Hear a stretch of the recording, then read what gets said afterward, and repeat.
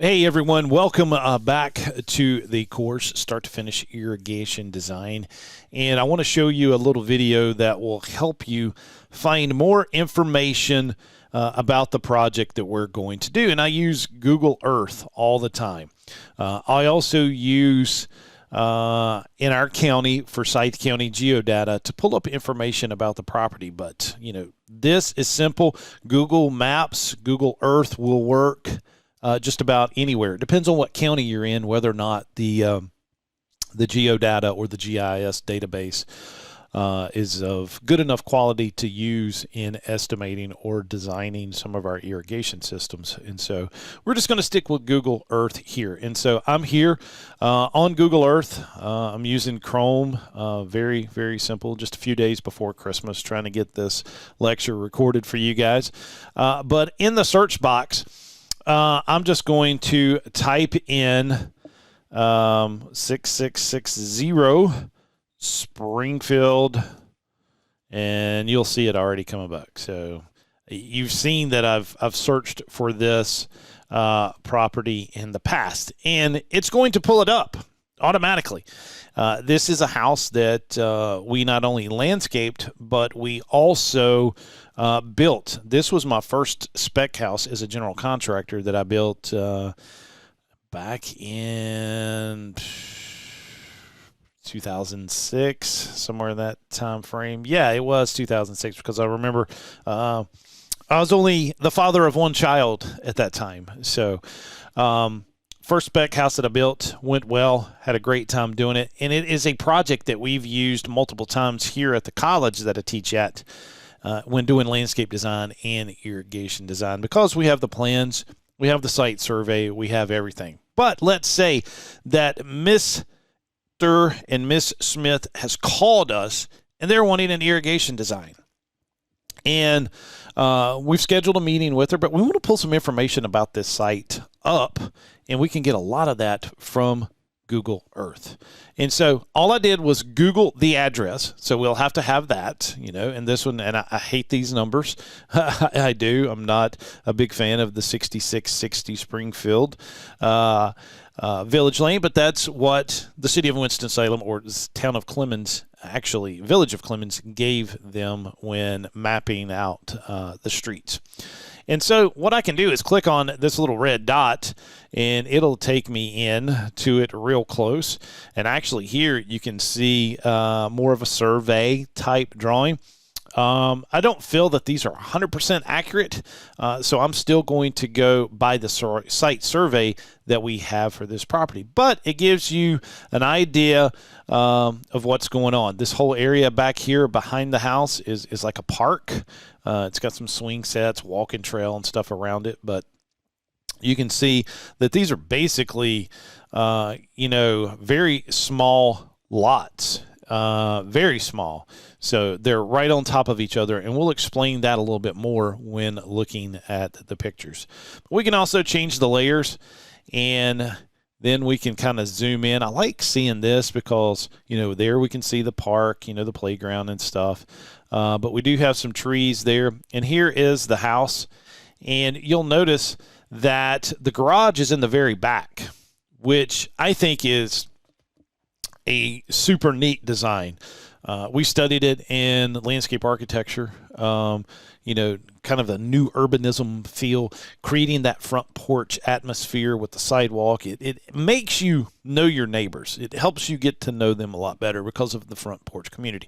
Not every builder did that, but this was a house that I actually drew myself and put together the plans for the developer to actually get it built in there. And only built it one time because I was only in that neighborhood for once, and then we moved on to different neighborhoods. But I love the front porch living, and I love the garage in the back.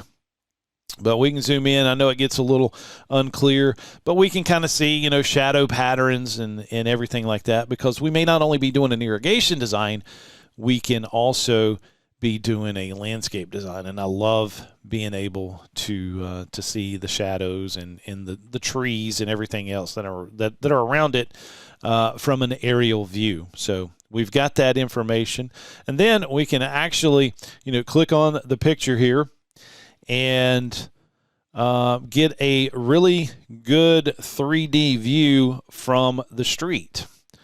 Guys, this is an invaluable tool for us as landscape contractors, as irrigation contractors, and it's free. And I know we're busy in the field, and I know a lot of you guys have tried calling me, especially this year for the irrigation credits. It's just been a hectic year, long hours in the field, leaving out before dark, getting back long after dark, and then trying to do paperwork. But this is something that, if you've got a laptop set up in your truck, you can pull this information up really, really well. And so, as you can see, they do have Christmas lights up hanging there. I got the icicles.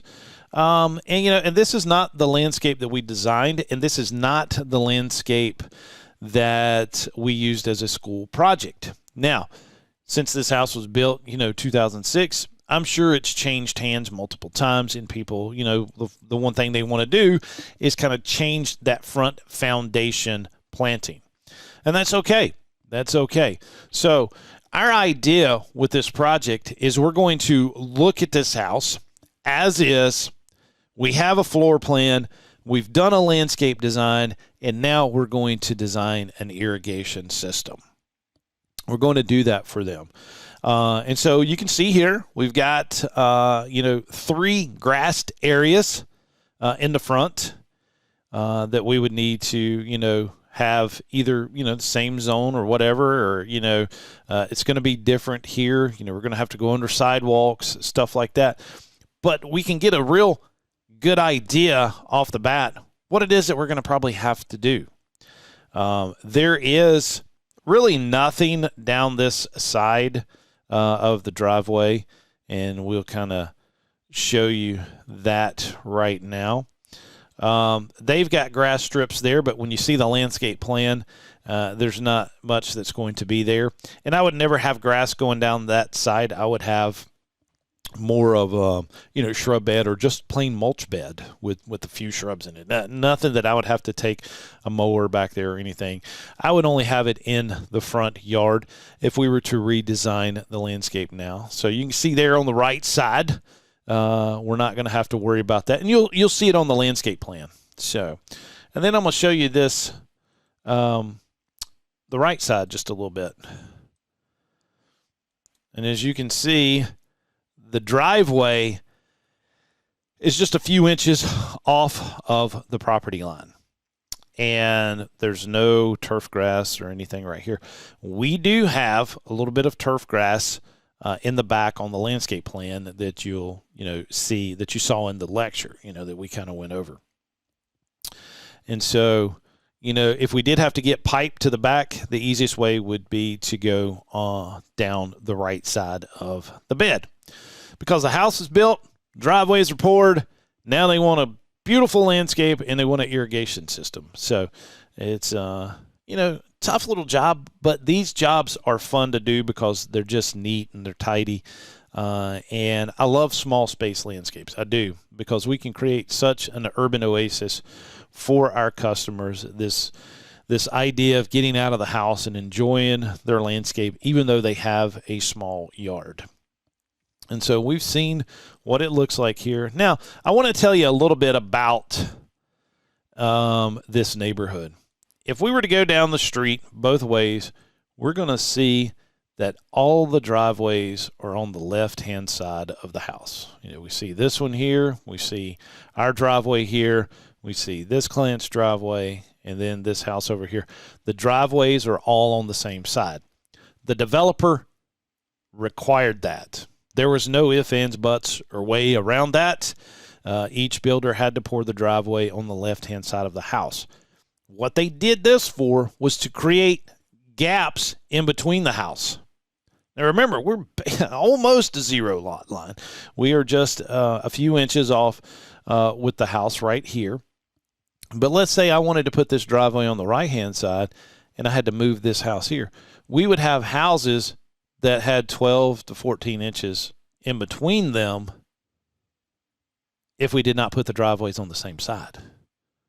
Then you're getting into firewalls and all that type of stuff if they were that close to each other. Well, here there was enough space that we were able to build, traditionally. It didn't have to worry about all those firewalls or anything like that. It kept enough space in between it. Yet, and it made for a great design. Everybody had the same mailbox. Everybody had the same gas lantern here, and it was just a neat neighborhood to actually be in. They got a lot of houses on a very, very small space. So, again, here is the house. If you wanted to look it up on Google Earth yourself, feel free to do that. It is 6660 Springfield Village Lane. I know it's showing 61 there, but that's just because, the one across the street. But the address is 6660 Springfield Village Lane, Clemens, North Carolina. And you can see it down here a lot better. So I love Google Earth, guys. We can look it up real quick. The phone rings. And, the one thing that we can learn easily from this is whether or not we want to do the project or not. If we were to pull this up and be like, not my cup of tea. Hey, Mr. and Miss Smith, we're kind of covered up, but, I'd like to refer you to ABC Irrigation. They would be able to do that for you. They're better suited for that, and, we're just booked out. So, how about give those guys? Always refer them to somebody. Refer them to your enemies, right? If it's a job that's going to be that tough. But this job is not going to be tough. We're going to, look at the plans. We're going to look at the site survey, and we're going to draw this survey, and then we're going to put together that irrigation system. So anyway, guys, if there's any questions about this, you can always shoot me an email. But I think you're going to have fun with this. This is a project that was going to require some sketching, and it's better than listen to me talk, for 3 hours straight to get the 3 hours of irrigation credit needed to renew your license. So anyway, guys, I'll see you in the next short segment here in the course entitled Start to Finish Irrigation Design.